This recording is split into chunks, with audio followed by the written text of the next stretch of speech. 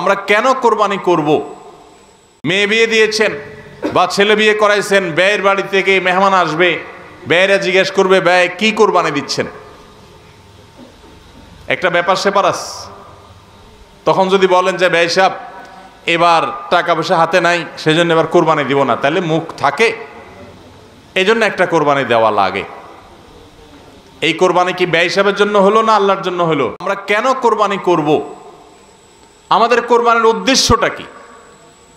যদি শুধুমাত্র আল্লাহর সন্তুষ্টি উদ্দেশ্য হয় আর সে উদ্দেশ্যে আমি কোরবানি করি, গোশত আমার মুখ্য না, তাহলে সেক্ষেত্রে একটা গরু আমি যে দামে কিনেছি বাজার দর তার চাইতে আরো অনেক কম, তাহলে আমার আফসোস হওয়ার কথা না। কারণ আল্লাহ তাআলা সওয়াব দেওয়ার সময় গোশত কয় কেজি হয়েছে সেই হিসাবে দিবেন, নাকি আমি কি পরিমাণ টাকা আল্লাহর রাহে খরচ করলাম সে পরিমাণ দিবেন? আমার খরচ করা টাকা আল্লাহর উদ্দেশ্যে যদি এটা নিয়োগ করে থাকে, তাহলে 1 লক্ষ টাকার গরু আপনি কোরবানি দিচ্ছেন, নিয়ত যদি সহি হয়, বিশুদ্ধ হয়, দুনিয়াবি কোনো ধান্দা যদি না থাকে, তাহলে আল্লাহ তাআলা সওয়াব কি 1 লক্ষ টাকার দিবেন, নাকি ওই গরুটার দাম বাজারে 80,000, আপনি কিনছেন 1 লাখ, তাহলে আল্লাহ বলবেন না তুমি কেন বেশি দিয়ে কিনছো, ওইটার দায়িত্ব তোমার, আমি 80,000 সওয়াব দেব? এমন হবে? কিন্তু তারপরেও আমরা কোরবানির পশু কেনার পর দেখা যায় ওইটা নিয়ে আমাদের অনেকের হেজিটেশন থাকে, আফসোস থাকে। হ্যাঁ, সন্দেহাতীতভাবে আপনি মার্কেটে যে গরুর বাজারে যে মূলামূলি করে উপযুক্ত ন্যায্য মূল্যে আপনি কিনবেন, অতিরিক্ত দাম কোনো যৌক্তিক কারণ ছাড়া আপনি কসাইকে বা গরু বিক্রেতাকে কেন দিবেন? সেটা দেওয়ার কোনো যুক্তি নাই। আপনি অবশ্যই মূলামূলি করে ন্যায্য মূল্যে কেনার চেষ্টা করবেন, কিন্তু কেনার পর এর দাম কত হইলো না হইলো, গোশত কয় কেজি হলো, পার কেজি কত পড়লো, তাতে লস হলো না লাভ হলো, এগুলা সবগুলো প্রমাণ করে যে কোরবানির উদ্দেশ্যে ভেজাল আছে। ভাইরা আমার, আমরা কোরবানি সাধারণত বেশিরভাগ মানুষ গরু দিতে পছন্দ করি। এর অনেক কারণ আছে অবশ্য।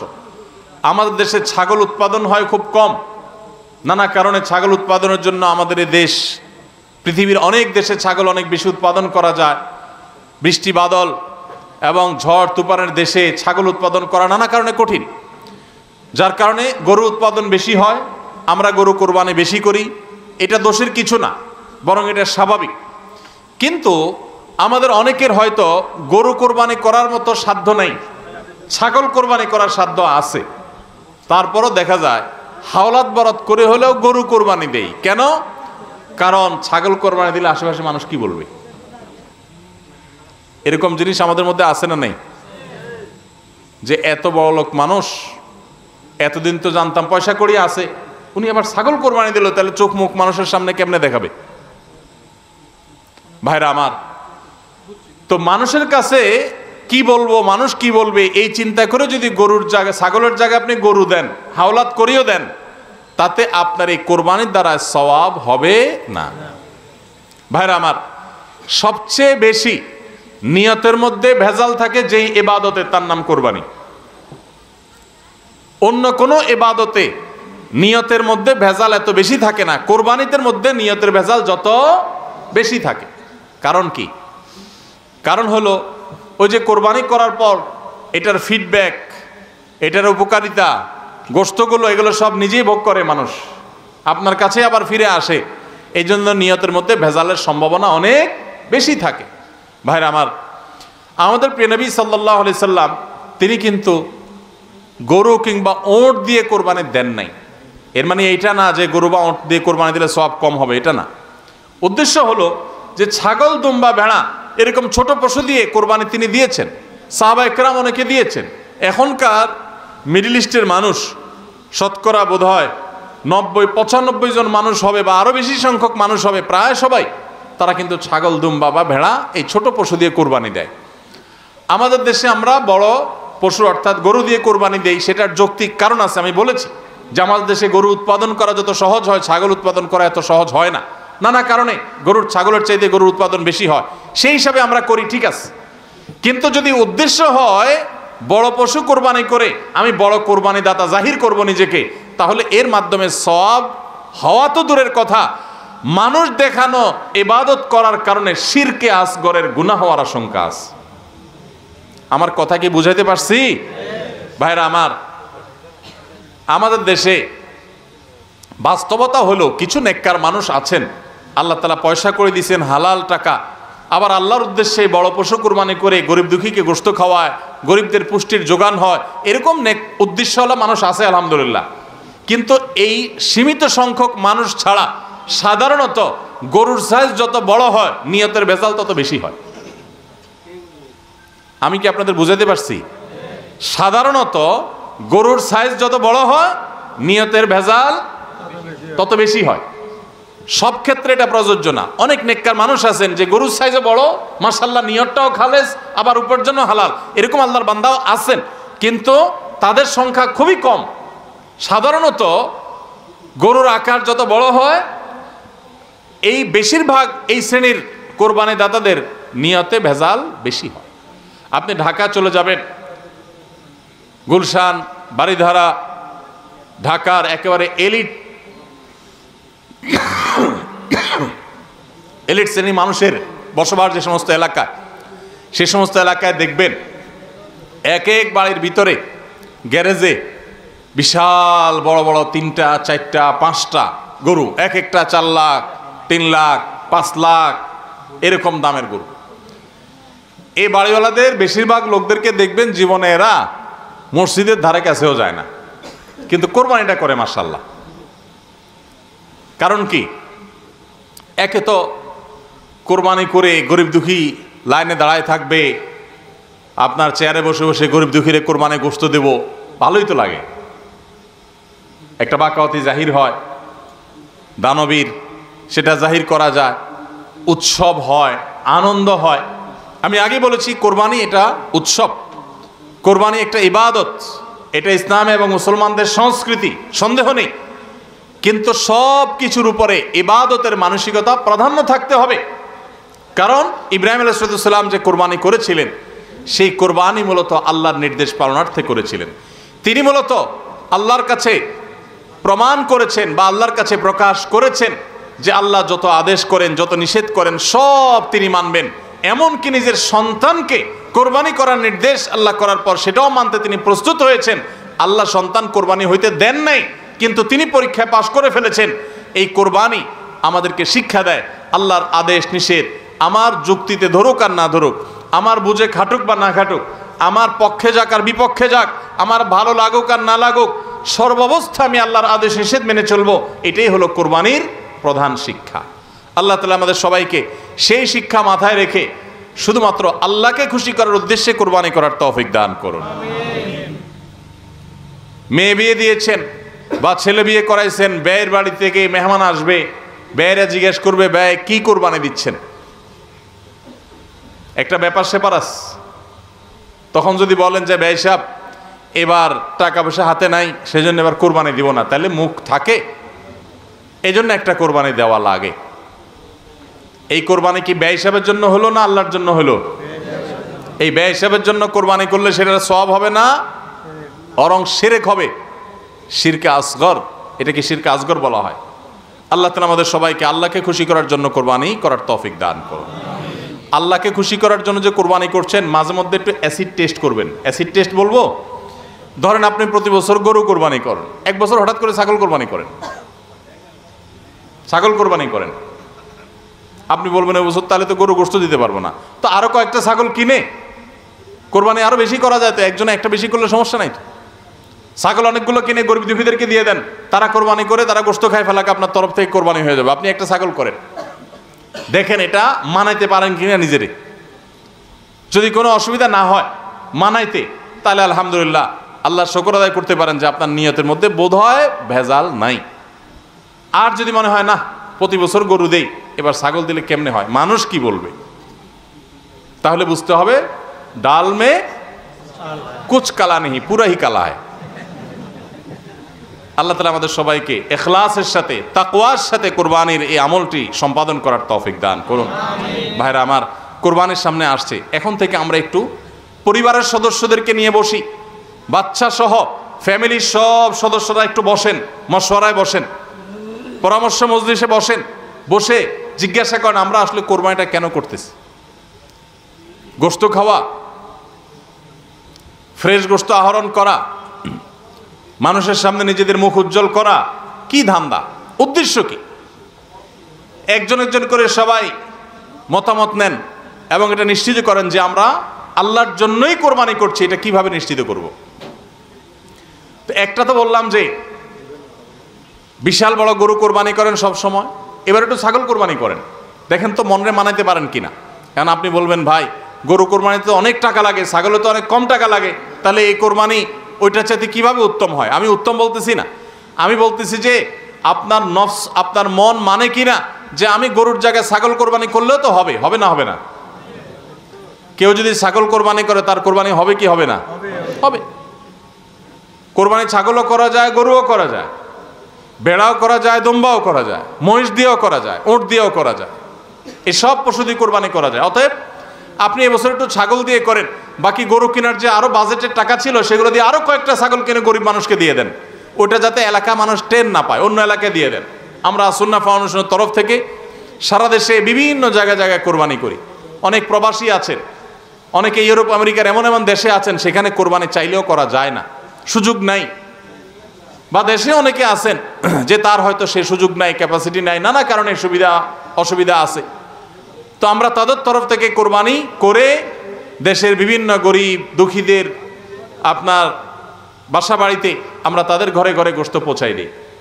তো আপনি গরুর বাজেটের টাকা দিয়ে একটা ছাগল কিনে বাকি টাকা দিয়ে এরকম ছাগল কিনে মানুষকে দান করে দেন, জবাই করে অন্য মানুষকে গোশত দিয়ে দেন, এলাকা দিলেন না, মানুষ টের পেল না। তাহলে মনকে মানাতে পারেন কিনা দেখেন, এটা হলো অ্যাসিড টেস্ট। আমি বলতেছি না সবসময়, মাঝে মধ্যে এরকম করে দেখেন যে মন মানে কিনা। যদি দেখেন যে না মন মানে, তাহলে আলহামদুলিল্লাহ ভাইরা আমার। আর একইভাবে মাঝে মধ্যে আমার কোরবানি আমি জবাই করলাম, গোশত সব দিয়ে দিলাম, ফ্রিজে খুব একটা ভরলাম না, অল্প স্বল্প রাখলাম। কারণ আল্লাহ তাআলা বলেছেন ফাকুলু মিনহা ওয়া আতি'মুল বাইসাল ফাকির, ফাকুলু মিনহা ওয়া আতি'মুল কানি'a ওয়াল মু'তার। কোরবানি গোশত নিজেও খাবো, গরিব দুঃখীকেও খাওয়াবো, যে চায় তাকেও দিব, যে চায় না আত্মীয় স্বজন তাদেরকেও দিব। অতএব মুস্তাহাব এই তিনও ভাগে ভাগ করা, কিন্তু এটা ফরজ ওয়াজিব না। তাহলে আমি পরিমাণ একটু কম রেখে বেশিরভাগই দিয়ে দিলাম। মন মানে কিনা দেখেন, মন মানে কিনা। অনেকে আছেন লামসাম সামান্য একটু দিয়া আর সব ফ্রিজে ঠেলতে ঠেলতে ফ্রিজের দরজাই লাগে না, পারলে রশি দিয়া বাঁধে যে দরজা লাগে না। কারণ গোশত, পায়া, ভুড়ি, কলিজা, ফ্যাপসা সব ঢুকাইতে ঢুকাইতে ফ্রিজ বেচারা জাম হয়ে গেছে। তাহলে কোরবানি কেন করতেছি? গোশতের জন্য যদি কোরবানি হয়, এই কোরবানি করবাই না, এটা ফুর্তি। কোরবানি তো ত্যাগের নাম। আপনার ভিতরে ত্যাগ কতটা আছে, ত্যাগের মানসিকতা কতটা আছে। আপনি আল্লাহর রাহে আল্লাহকে খুশি করার জন্য লাখ টাকা দিয়ে গরু কোরবানি করেন, ভালো কথা। আপনার মধ্যে আসলে ত্যাগের মানসিকতা আছে কি এটা প্রমাণ করার জন্য মাদ্রাসা, নতুন মাদ্রাসা হচ্ছে, সেখানে লক্ষ লক্ষ টাকার দরকার আছে, আপনি সেখানে 20,000 50,000 টাকা অকাতরে দিতে পারেন কিনা, এটা অ্যাসিড টেস্ট। সেখানে টাকা বাইর হয় না। কোরবানিতে লাখ টাকা দেন, মাদ্রাসা টাকা দেন না, মসজিদে টাকা দেন না, আরো অনেক দিনের কাজ আছে সেখানে টাকা দেন না। গরিব দুঃখী মানুষ আছে, তাদের দরকার। একজন গরিব তার চিকিৎসা মাত্র 20,000 টাকা হলে হয়ে যায়, আপনি 20,000 টাকা দিতে পারেন কিন্তু দেন না, 2,000 দেন, 500 টাকা দেন, কিন্তু কোরবানির সময় মাশাআল্লাহ 1 লাখ টাকার গরু কিনেন। যদি আল্লাহর জন্যই হয়, স্যাক্রিফাইসে যদি হয়, কোরবানিও করেন, ওখানেও দেন, কিন্তু কোরবানির সময় আসেন ওখানে নাই, তাহলে আপনার এই কোরবানিটা কি আল্লাহর জন্য হচ্ছে না নিজের জন্য হচ্ছে, আল্লাহর খুশির জন্য হচ্ছে না অন্য কোনো উদ্দেশ্য হচ্ছে? এই প্রশ্ন জোরালোভাবে আমাদের অবশ্যই রাখতে হবে। ভাইরা আমার, এর মানে আবার কেউ এটা বুঝেন না যে কোরবানি কম হোক আমরা সে চেষ্টা করবো না, কোরবানি আরো বেশি বেশি করার চেষ্টা করবেন। কোরবানি যত বেশি হবে তত আমাদের সব দিক থেকে লাভ। যারা কোরবানি বিদ্বেষী, সেকুলার, বিশেষ করে এক শ্রেণীর মুসলিম বিদ্বেষী নাস্তিক আছে, কোরবানির মৌসুম আসলেই দেখবেন এদের পাখা গজায়। এরা দেখবেন গরুর প্রতি মায়া এত বেশি, এত দরদ, তারা বলে আরে এতগুলো গরু জবাই করে ফেলা হবে, এই গরুগুলোর ভিতরে প্রাণ আছে, কত নির্মমতা। এরকম দেখবেন এরা এখন থেকে, এই কয়দিন পর থেকে দেখবেন সোশ্যাল মিডিয়াতে, ফেসবুকে তাদের এই সমস্ত জিগি শুরু হয়ে যাবে, আছে না নাই? এরা আবার সকাল বিকাল বিফ ছাড়া, মাটন ছাড়া, অর্থাৎ গরু গোশত আর খাসি গোশত ছাড়া, মুরগির গোশত ছাড়া তাদের নাস্তাও চলে না। তাদের নাস্তায় থাকে হলো আপনার চিকেন স্যান্ডউইচ, তাদের দুপুরে থাকে হলো বিফ কারি, তাদের রাতে থাকে হলো গরুর কালাবুনা অথবা মাটন, ডাল খাসি। 3 বেলা গোশত ছাড়া চলে না। কিন্তু মুসলমানদের কোরবানি আসলে তাদের কি হয়? অ্যালার্জি ছাড়া চুলকানি শুরু হয়। আছে না নাই? এই জন্য এদের প্রতিবাদে কোরবানি আরো বেশি করে করবেন, কিন্তু সেটা আল্লাহকে খুশি করার জন্য যেন হয়। কারে খুশি করার জন্য হবে? আল্লাহকে খুশি করার জন্য। ভাইরা আমার, কোরবানি যত বেশি হবে আমাদের যেরকম সওয়াব হবে, আমাদের দেশের অর্থনীতিতে অনেক বেশি কল্যাণ বয়ে আনবে এই কোরবানি। কিভাবে সেটা? প্রতি বছর কোরবানিতে যে লক্ষ লক্ষ গরু ছাগল জবে হয়, এই লক্ষ লক্ষ গরু ছাগল এগুলো তো আসমান থেকে নাজিল হয় না, জমিন ফেড়ে বের হয় না। এক সময় ইন্ডিয়ান গরুর উপরে আমাদের দেশ নির্ভর ছিল। আলহামদুলিল্লাহ গত বেশ অনেক বছর ধরে আপনারা দেখেন যে আমাদের দেশীয় গরু দিয়েই আমাদের কোরবানির ম্যাক্সিমাম চাহিদা প্রায় পূরণ হয়ে যায়। ইন্ডিয়ান গরুর উপরে এখন আর আমাদের কোরবানি নির্ভর নয়। এই যে গরুগুলো উৎপাদন হচ্ছে, আপনি উত্তরবঙ্গে গেলে দেখবেন, আমি যাই বিভিন্ন সময়, সিরাজগঞ্জ যাবেন, পঞ্চগড় যাবেন, ঠাকুরগাঁ যাবেন, দিনাজপুর যাবেন, বিভিন্ন জায়গায় যাবেন উত্তরবঙ্গে, দেখবেন যে কৃষকরা তারা অনেকে গরু পালন করছেন। আমরা সুন্নাহ ফাউন্ডেশন থেকে যখনই কোনো বিধবাকে, কোনো গরিব অসহায় মানুষকে স্বাবলম্বী করার জন্য বলি আপনাকে কোন জিনিসটা কিনে দিলে আপনার বা ভালো হয়, আপনি সেটা দিয়ে উপার্জন করতে পারবেন। বেশিরভাগ বিধবারা, বেশিরভাগ অসহায় মানুষেরা তারা বলে একটা গরুর বাছুর কিনে দেন, একজোড়া ছাগল কিনে দেন, তাহলে এগুলো আমি সারা বছর বড় করব। এগুলো বড় করতে আমার কোনো ঝামেলা নাই। দোকানদারি করা অনেক ঝামেলার কাজ, চ্যালেঞ্জের কাজ, বাকি চলে যায়, টাকা তোলা যায় না, এগুলো সহজ। এই বাছুরটাকে আমি ঘাস খাওয়ায় বড় করব। কোরবানি মৌসুম আসলে এই 20,000 30,000 টাকা দিয়ে কেনা বাছুরটা আমি 70,000 80,000 টাকা বিক্রি করব, ডাবল হয়ে যাবে, আমার লাভ হবে। তাদের জন্য এটা সহজ। তো কোরবানির এই ইবাদতটা মুসলমানরা যেটা করেন এদেশে, এটার মাধ্যমে এদেশের আর্থ সামাজিক উন্নতি হয়। লক্ষ লক্ষ হাজার হাজার কৃষকের, পশুপালনকারীদের তাদের উপার্জনের মাধ্যম হয়। কোটি কোটি টাকা, মিলিয়ন মিলিয়ন টাকার ডিলিংস হয়, লেনদেন হয়, যেটা জাতীয় অর্থনীতির চাকা এটাকে ঘোরাতে সাহায্য করে। কোরবানির এই ইবাদত এটা আমাদের অনেক গরিব অভাবী মানুষের পুষ্টির যোগান দেয়। আপনারা জানেন অনেক গরিব মানুষ আছেন কোরবানির মৌসুমে মন ভরে একটু গোশত খাইতে পারেন, সারা বছর গোশতের দাম এত বেশি, তো বেচারারা কিনে খেতে পারেন না। তাহলে কোরবানির এই গোশত, কোরবানির এই উৎসব, এই ইবাদত, এটার মাধ্যমে পশুপালনকারীদের উপার্জনের মাধ্যম হয়। সারা বছর যারা অপেক্ষা করে কোরবানির সময় পশু জবাই করে, পশু বিক্রি করে আবার তারা পশুপালন করবে, এর মাধ্যমে তাদের আর্থিক যে অনটন আছে এটা দূর হয়, তাদের উপার্জনের মাধ্যম হয়। আবার গরিব অভাবী মানুষ যারা আছে, যারা পুষ্টির অভাবে থাকে, পুষ্টিহীনতায় থাকে, তাদের আমিষের অভাব থাকে, তাদের খাদ্যের মধ্যে আমিষ পরিমাণ মতো থাকে না, সেই লোকগুলোর এই কোরবানি উপলক্ষে এক একজন 2 কেজি 4 কেজি 5 কেজি গোশত পাইলে কয়েকদিন ধরে তারা আমিষ খেতে পারে, তাদের পুষ্টির যোগান হয়। ভাইরা আমার, এর মাধ্যমে লক্ষ লক্ষ কোটি কোটি টাকা লেনদেন হওয়ার কারণে দেশের অর্থনীতির চাকা সচল হয়। নানা দিক থেকে এর পার্থিব উপকারিতা আছে। যারা কোরবানির বিরোধিতা করে ওরা বসে বসে ওই মাটন কারি, ওই বসে বসে আপনার বিফ, বসে বসে চিকেন স্যান্ডউইচ, এবং বসে বসে তারা বার্গার খাওয়া ছাড়া আর কোনো কাজ তাদের নাই। এদেশের অর্থনৈতিক উন্নয়নের পিছনে তাদের কোনো ভূমিকা নাই। প্রবাসের যে রেমিটেন্স এদেশে আছে, যত রেমিটেন্স আসে, যেটি আমাদের দেশের অর্থনীতির চাকাকে সবচেয়ে বেশি সচল রাখে, গার্মেন্টস শিল্প একটা চাকা আর রেমিটেন্স আরেকটা চাকা, এই 2টা চাকা আমাদের দেশের অর্থনীতিকে মূলত সচল রাখে। সবচেয়ে বেশি বৈদেশিক মুদ্রা আমরা কামাই এই 2টা মাধ্যমে। ভাইরা আমার, আপনারা নিশ্চয়ই জানেন চাঁদপুর এলাকার মানুষ আপনারা, এই চাঁদপুরে প্রায় প্রতিটা ঘরে ঘরে বিদেশি আছে না নাই? প্রত্যেকটা ঘরে ঘরে প্রায় অনেক প্রবাসী ভাইরা আছেন। এই প্রবাসী ভাইরা যারা আছেন, যাদের টাকায় এ দেশের অর্থনীতির চাকা চলে, তারা ম্যাক্সিমাম মিডল ইস্ট প্রবাসী বা মালয়েশিয়ান প্রবাসী, ম্যাক্সিমাম তারা মুসলিম কান্ট্রিগুলোতে শ্রম দিতে গেছেন এবং তাদের ঘাম ঝরানো টাকা দিয়ে এদের সচল হয়। আর এই দেশের আইন, এদেশের নিয়ম, এদেশের সংবিধান, এদেশের সব কিছুর ক্ষেত্রে সবচেয়ে বেশি পোদ্দারি করে হলো ইসলাম বিদ্বেষীরা, আর টাকাটা আনে সবচেয়ে বেশি ইসলামিস্টরা।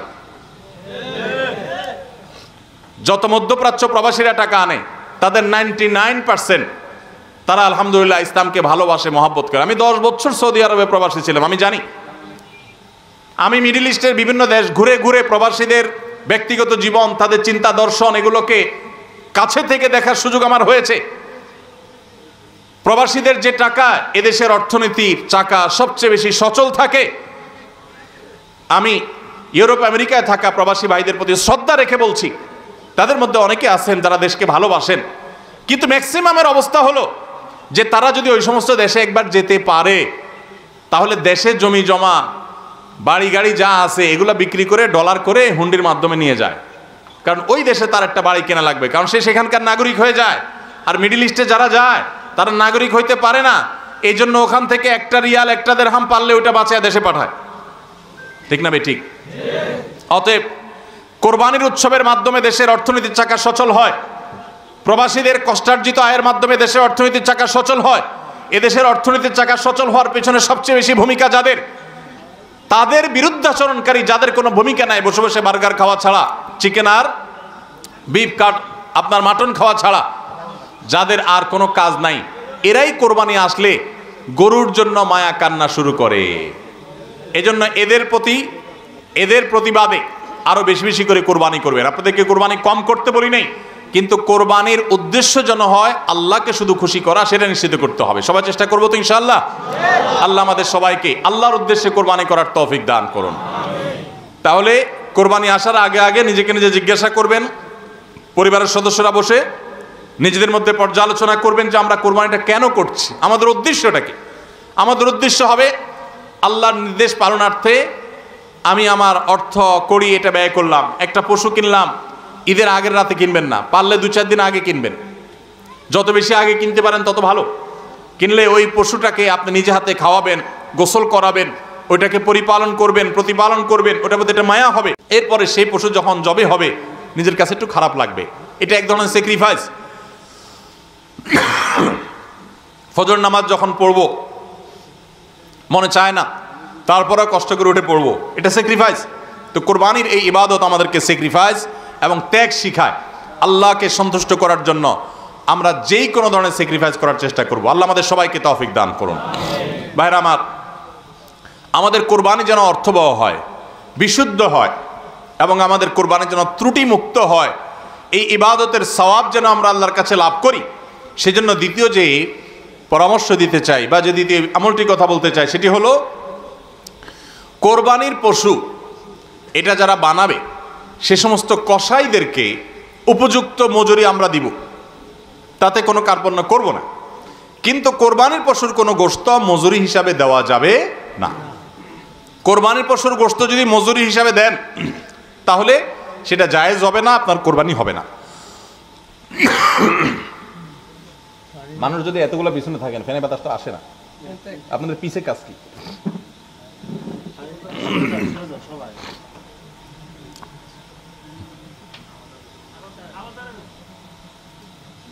জি ভাই, তো যেটা বলছিলাম যে কোরবানির পশুর গোশত এটা যে কসাইরা বানায়, সে কসাইদেরকে কোরবানির পশুর গোশত থেকে কিছু দেওয়া যাবে না। এখন আপনি বলবেন, ভাই কেমন কথা, যেই বেচারা কোরবানির পশুটা জবে করলো, সরি গোশতটা প্রস্তুত করলো, চামড়াটা ছিললো, এত কষ্ট করে বানাইলো, গোশতগুলো সব নিয়ে বাসাতে উঠে যাবো আর তার কিছুই দেবো না, কেমন হয়? দেখতে মনে হচ্ছে এটা অমানবিক না? আসলে কাহিনী ভিন্ন। কাহিনী কি? কাহিনী হলো কোরবানির পশু আমরা যখন জবাই করলাম, বিসমিল্লাহ আল্লাহু আকবার, আল্লাহুম্মা মিনকা ওয়ালাক, এটা যখন জবাই করলাম আল্লাহর নামে, তখন এই পশু আল্লাহর নামে জবে হয়ে গেছে। এটা মূলত যেটা বললাম গরিব দুঃখীকে দেওয়ার কথা। কারণ আমরা যখন যাকাত দেই, সাদেকা দেই, তখন কি ওটা নিজে খাইতে পারি? আর তাহলে কোরবানির গোশত তো খাইতে পারার কথা না, কিন্তু আমরা খাইতে পারতেছি কেন? আল্লাহ তাআলা এই একটা আর্থিক ইবাদত আল্লাহ কবুল করেছেন। আমরা যখন সহি নিয়ত যদি করে থাকি, আল্লাহ কবুল করে এরপর বলেন ঠিক আছে তোমাকে দিলাম, তুমি খাও আমার তরফ থেকে, আল্লাহর তরফ থেকে এবার আমি খাই। তো এই কোরবানির গোশত এটা বিক্রি করা জায়েজ আছে না জায়েজ নাই?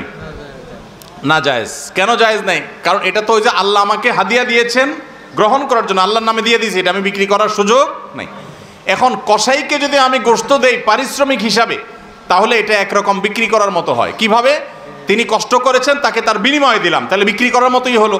আমি গোশতটা তাকে একটা বিনিময় নিয়ে দিলাম, গোশত দিয়ে টাকা নিলাম, বিক্রি করা এটা, এখানে গোশত দিয়ে শ্রম দিলাম, একই জিনিস, এই জন্য এটা জায়েজ নাই। তাহলে কি করবেন? কসাইকে তার ন্যায্য মূল্য দিবেন, একটা গরু বানানোর জন্য যা লাগে তা পুরাটা দিবেন এবং আগে ভাগে এগুলো চুকায় নেবেন। মুশকিল হলো কসাইরা জানে যে একটা গরু বানাইতে হয়তো বাজার দর অনুযায়ী সে 10,000 টাকা নিত, এখন সে 8,000 রাজি হয়ে গেছে। কেন 8,000 রাজি হয়ে গেছে? কারণ সে জানে তার সাথে আরও যে 3জন 4জন থাকবে, সবাইরা আপনি কমপক্ষে এই 4 জনকে যদি 2 কেজি করে বা 3 কেজি করে গোশত দেন, তাহলে 3 4 12 কেজি হবে। তো 12 কেজি গোশতের বাজারের দাম কত? হ্যাঁ, তাহলে চিন্তা করবে সে যে আমার তো এই দিক দিয়ে 2,000 টাকা ছাড় দিলাম আর পাইলাম তার চাইতে আরো অনেক বেশি। এই জন্য কসাই কম টাকা রাজি হয়ে যাবে। কসাইকে এই জন্য আগে ভাগে বলে দিবেন, শুনেন, কথা শুনেন ভালো করে, গোশত কিন্তু আপনাকে এক পিছু দেব না, আপনি কত নিবেন সেটা আপনি চুকান, আমার খাটলে নেব, না হলে অন্য কসাইয়ের সাথে আলাপ করবো, কিন্তু আগে মাথায় এটা রাখেন আপনারা কিন্তু আমি গোশত দেব না, টাকা যা নেওয়ার নিবেন। নবী করিম সাল্লাল্লাহু আলাইহি সাল্লাম আলী রাদিয়াল্লাহু তাআলাকে এটা বলে দিয়েছেন, কোরবানি করার সময় বলে দিয়েছেন, দেখো কসাইকে কিন্তু কোরবানি গোশত দিবা না, কোরবানি গোশত শুধু না, কোরবানি পশুর কোনো কিছু বিনিময় সে দিবা না, তাকে টাকা দিবা আলাদা, যত টাকা লাগে সেটা দিবা, গোশত দিবা না, তাহলে বিনিময় হয়ে যাবে, এটা জায়েজ হবে না, তোমার কোরবানি হবে না। এই জন্য ভাইরা এই জিনিসটা আমাদের সাবধান থাকতে হবে, কসাইকে কোরবানি গোশত বিনিময় হিসাবে দেওয়া যাবে না। হ্যাঁ, কসাই যদি গরিব হয় তাহলে সেক্ষেত্রে অন্য গরিবকে আপনি আধা কেজি করে দিচ্ছেন, কসাইরও আধা কেজি দিতে পারেন, অন্য গরিবকে 1 কেজি করে দিচ্ছেন, কসাইরও 1 কেজি দিতে পারেন, কিন্তু কসাই হিসাবে না। সেটা হলো তিনি যদি কসাইগিরি নাও করতেন তারপরও আপনি তাকে দিতেন যদ্দুর অদ্দুর দিবেন, এর বেশি যদি আপনি দেন এবং সেটা যদি বিনিময় হিসাবে দেন তাহলে কি হবে না, জায়েজ হবে না। এই একটা মাসআলা না জানার কারণে আমাদের অনেকের কোরবানি এটা নিয়ে টানাটানি দেখা দেয়। নাম্বার 3 এবং শেষ পয়েন্ট হলো, কোরবানির পশুর গোশত এটা আপনি আহরণ করতে গিয়ে মাথায় রাখবেন যে কোরবানির পশুর রক্ত, বুড়ির ময়লা, এগুলো যেন আশপাশের পরিবেশটা নষ্ট না করে। আমরা অনেক সময় দেখি কোরবানির ঈদের 2 দিন 4 দিন 5 দিন পর পর্যন্ত রাস্তাঘাট দিয়ে চলা যায় না দুর্গন্ধের চোটে, ঠিক না বেঠিক? এবং কোরবানির মৌসুমে প্রায় বিভিন্ন বছরে দেখি আমরা বন্যা হয়, এই ময়লাগুলো পানির সাথে বিভিন্ন জায়গায় ছড়ায় পড়ে। বিশেষ করে আমাদের বাইরে আশেপাশে রাস্তাঘাট দিয়ে পথচারীরা যখন চলে, আপনার কোরবানির পশুর দুর্গন্ধ, এটার ময়লা, রক্ত, এগুলো যদি আশপাশে পরিবেশ নষ্ট করে, মানুষের নাক ধরে, মানুষ অসুস্থ হয়, নানা রকমের রোগ তৈরি হয়, এখান থেকে নানা রকম রোগবালাই ছড়ায় এবং মানুষের কষ্টের কারণ হয়, তাহলে কোরবানি দিয়ে আপনি সওয়াবের পরিবর্তে গুনাহ হওয়ার আশঙ্কা আছে। এই জন্য নিজ দায়িত্বে আমার পশুর কোরবানির রক্ত গর্ত করে এমনভাবে কোরবানি করব যে সব গর্তে চলে যাবে এবং মাটি চাপা দিয়ে দিব এবং পানি দিয়ে এমনভাবে পরিষ্কার করে দিব, ব্লিচিং পাউডার ইত্যাদি দিয়ে এমনভাবে পরিষ্কার করব যাতে করে আশপাশে কোনো মানুষের কষ্ট না হয়। অনেকে আছেন কোরবানির বুড়ি ময়লাগুলা যেখানে সেখানে ফেলে দিয়ে রাস্তার পাশে উনি বুড়িটা নিয়ে চলে গেছেন, এটা কোনো ভালো মুসলমানের কাজ না, এটা ফাসেক মানুষের কাজ।